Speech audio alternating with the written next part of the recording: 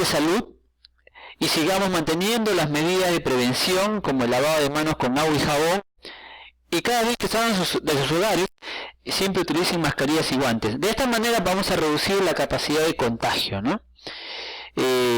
Ya muy pronto nos encontraremos en las aulas compartiendo las vivencias y compartiendo nuestros conocimientos de una manera mucho más cercana, ¿no?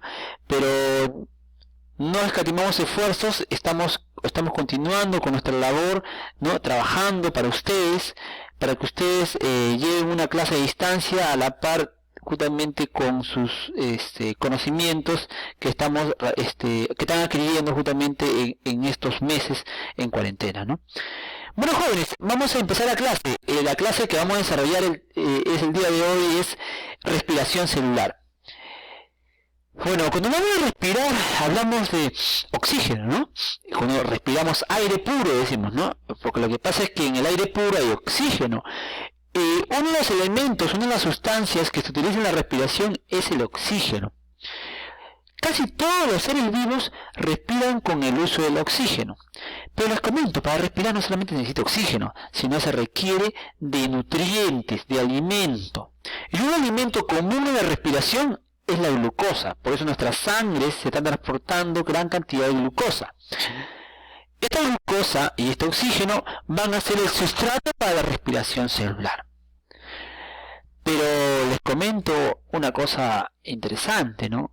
No solamente nosotros respiramos con el uso del oxígeno. Vamos a ver aquí. Aquí tenemos, vamos a ver. Aquí tenemos, para poder explicarlo esto, ¿no? Aquí tenemos, por ejemplo, la respiración. ¿Cómo ocurre la respiración? A ver. ¿Cómo ocurre la respiración, profesor? La respiración ocurre en las células, ¿no? Nuestras células respiran. Uno dice, respiramos por los pulmones. Sí, bueno, esto es un organismo, pero tus células respiran también, ¿no? Y las células respiran en dos lugares. Pero generalmente toda célula tiene una respiración en el citoplasma, ¿no? Su respiración lo realizan en el citoplasma, ¿no? Todas las células realizan una respiración en el citoplasma. Las células más primitivas, como las células procarióticas, como las bacterias, respiran solamente en el citoplasma.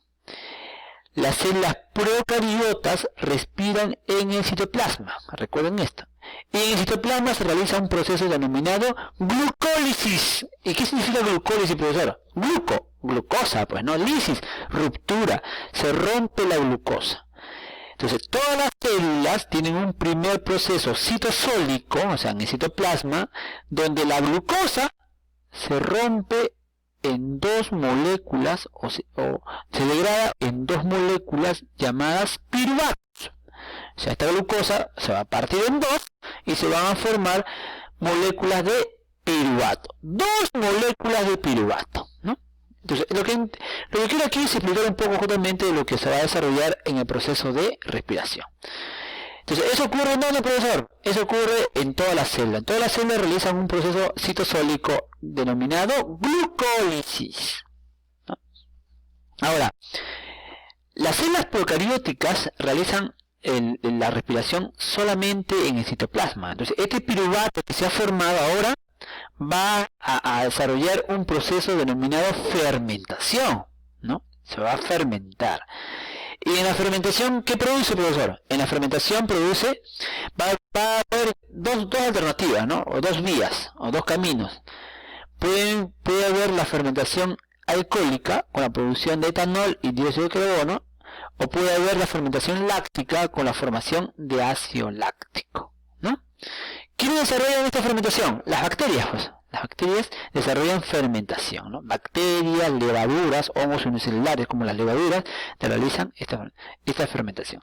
Pero también van a haber células eucariotas, ¿no? Células que tienen núcleo, ¿no? Que tienen núcleo, que tienen otra característica que también realizan fermentación. Esto lo voy a explicar después, ¿ya? La fermentación que se desarrolla en las células eucarióticas, ¿no? Entonces, en la respiración les mencioné, ¿no? Que para respirar se necesita oxígeno, pero este oxígeno se va a utilizar en una organela, ¿no? En una organela llamada mitocondria, ¿no? Esta organela que tiene las células eucarióticas, ¿no? se va a utilizar en el mitocondria, este organelo. ¿Pero las células procarióticas tienen mitocondria? No. Por lo tanto, ellos solamente van a desarrollar glucólisis con fermentación, ¿no? Y ellos no utilizan oxígeno, Profesor, las células procarióticas entonces solamente realizan fermentación y forman estas moléculas, sí, pero se producen moléculas de ATP, y el ATP, recordemos algo, el ATP es energía, ¿no? Cuando hablamos justamente de fotosíntesis, ¿no? Hablamos también de energía, ¿no? Entonces, el ATP es energía. Esta energía es la que se va a formar en la glucólisis. ¿Cuántos ATP se forman? 2 ATPs. Pero entonces las células eucarióticas, como los animales, las plantas, los hongos, la mayor parte de organismos, realizan la respiración en el mitocondria. Sí, en el mitocondria. ¿Y con uso del oxígeno? Sí, con uso del oxígeno, ¿no? Por eso las células procarióticas no tienen mitocondria. No tienen mitocondria, por lo tanto, no van a incorporar oxígeno.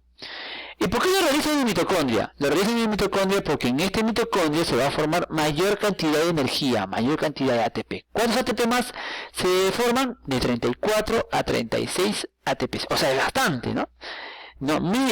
Serían 30 veces más, 15 veces más, ¿no? 15 veces más de lo que se formó en el citoplasma, ¿no?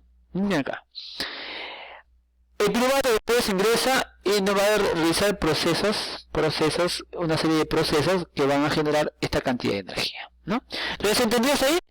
Creo que sí, ¿no? Entonces, resumen, hay dos tipos de respiración, ¿no? Una respiración que no consume oxígeno, ¿no? Una respiración que no consume oxígeno, que se desarrolla en el citoplasma, y una respiración que sí consume oxígeno, que se desarrolla en el mitocondria. Las que no consumen oxígeno forman 2 moléculas de ATP.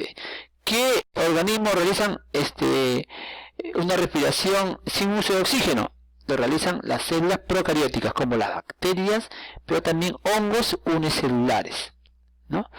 No se olviden eso, ¿no? Forman 2 ATPs. Y las que utilizan el oxígeno, profesor, lo realizan en el mitocondria y se forma mayor cantidad de ATP, de 34 a 36 ATPs adicionales a lo que se había formado en el citoplasma. Listo. Hay una cosa interesante también que me he olvidado aquí, jóvenes, es que los organismos que no utilizan oxígeno se llaman anaeróbicos, y los que sí utilizan oxígeno se llaman aeróbicos. Eso es otro dato que me estaba olvidando, ¿no? ¿Y qué he dibujado aquí? He dibujado aquí, por ejemplo, a una célula, ¿no? Y lo que está de color medio pardo, ¿no? Un color, perdón, pardo no, es un color marroncito, ¿no? Los marroncitos son los mitocondrias. En una célula hay gran cantidad de mitocondrias, ¿no? Eso va a depender también de la célula del órgano que lo requiera, ¿no? Por ejemplo, un músculo necesita bastante energía, ¿no? Porque la finalidad de la respiración es formar energía en forma de ATP, no se olviden eso también, ¿no? A ver, aquí estamos resumiendo los procesos que ocurren en el mitocondria. En el mitocondria ocurre desde la 2 hasta la 4, ¿no? Porque la 1, ¿dónde se desarrolló? Se desarrolló en el citoplasma. En la 1 la glucosa se degradó en piruvatos, ¿no? Y se formó 2 ATPs. Y después, en el mitocondria, ¿qué ocurre? Ocurren estos 3 procesos. La primera es la formación de la acetilcoenzima A, ¿no? Este piruvato va a ingresar y se va a formar la acetilcoenzima A.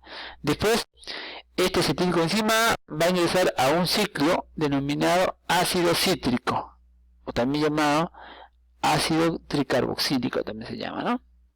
Ácido cítrico es el proceso que se desarrolla en el interior del mitocondria. Después, estas moléculas que se van a formar van a ir hacia ¿dónde? Van a ir hacia las crestas mitocondriales, a desarrollar el transporte de electrones y la oxidación oxidativa, ¿no? Fosforilación oxidativa, ¿no? O también llamado quimiosmosis, ¿no? ¿Cuántos ATP se forman en este ciclo? En este ciclo de ácido cítrico se forman 2 ATPs. La mayor cantidad de ATP, ¿dónde se forman? Se forman en las crestas mitocondriales, en el proceso llamado transporte de electrones y quimiosmosis. No se olviden eso. Aquí se forman mayor cantidad de ATP. En el citosol y en el ciclo de ácido cítrico se forman pocas cantidades de ATP, no se olviden. Vamos a detallar entonces estos procesos, ¿no? Ya hablamos de la primera, ¿no? Pero también vamos a empezar a mencionar algunos aspectos importantes, jóvenes. A ver, antes de avanzar, ¿no? Tenemos que mencionar algunos aspectos importantes, ¿no? Quería mencionar esto. Miren esto. Aquí estamos resumiendo los productos que se van a formar en cada proceso, ¿no? En la glucólisis, ¿qué se forma? Se forma piruvato, ya lo mencionamos, ¿no? Porque la glucosa se convierte en piruvato, se forma ATP y también se forma NAT, no te olvides, NATs. Se había mencionado que se habían formado 2 ATP, ¿no? Pero también se forman 2 NAT, ¿ya? 2 NAT. Eso lo vamos a resumir finalmente, ¿ya? ¿Qué más también? En la formación del acetilo, ¿no? Cuando está ingresando al mitocondria, se forma acetil, ¿no? Acetil coenzima A. Pero ¿qué moléculas están formando? Se forma el acetil coenzima A, se forma dióxido de carbono y se forman NATs, ¿no? 2 dióxido de carbono y 2 NAT se van a formar aquí. ¿Qué más? Todo por 2, ¿no? 2 acetil, coenzima A, 2 dióxido de carbono y 2 NAT. Esos se van a formar aquí. En este ciclo de Krebs, el ciclo de Krebs también se llama el ácido cítrico, ¿no? El ciclo de Krebs, que es en el interior de mitocondrias, se van a formar dióxido de carbono, NATs, FAT y ATP. Eso lo vamos a resumir cuando estemos hablando del ciclo, ¿ya? Y el último proceso es donde se va a formar mayor cantidad de ATP, ¿no? Se forma ATP, se forma agua, se forma NAT, se forma FAT.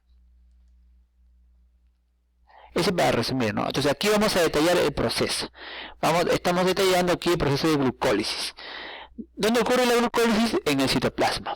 ¿Qué ocurre? La glucosa se convierte en ¿qué? En 2 piruvatos. ¿Pero qué más forma?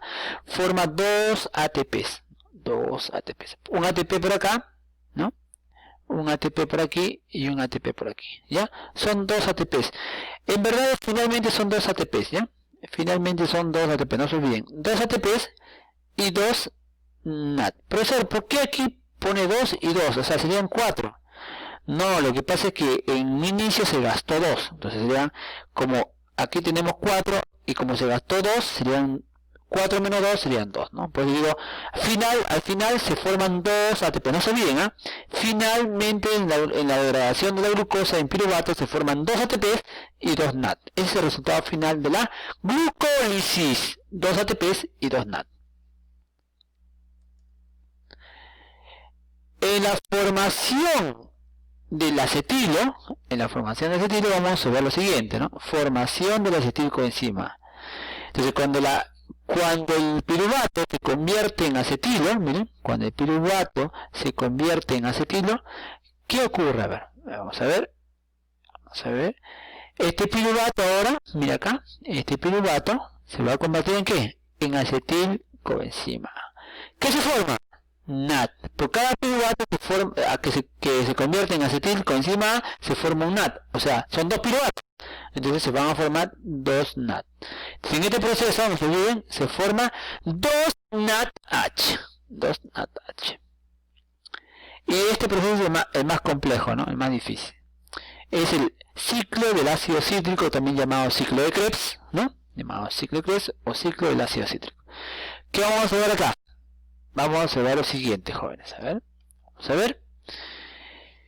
Es un proceso cíclico porque participan varias moléculas, ¿no? Pero vamos a resumirlo, ¿verdad? La molécula más importante aquí es el oxalacetato, que recibe al acetilcoenzima A, ¿no?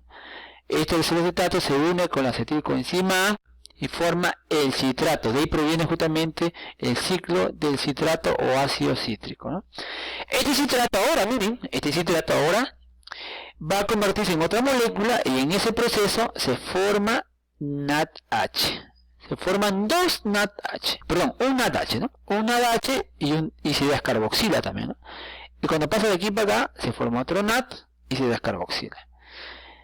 Y después se forma ATP, ¿no? Se forma ATP, se forma FAT y se forma otro NAD más. Resultado final. ¿Cuál es el resultado final? ¿Cuántos NAD se forman? 1, 2, 3 NAD. ¿Cuántos FAT? 1. ¿Cuántos ATP? 1. Pero ¿cuántos acetilcoenzima va a ingresar? 2, profesor, porque son 2 piruvatos, ¿no? 2 piruvatos ingresan, entonces todo lo multiplicamos por 2, ¿no? Como son 3 NAD,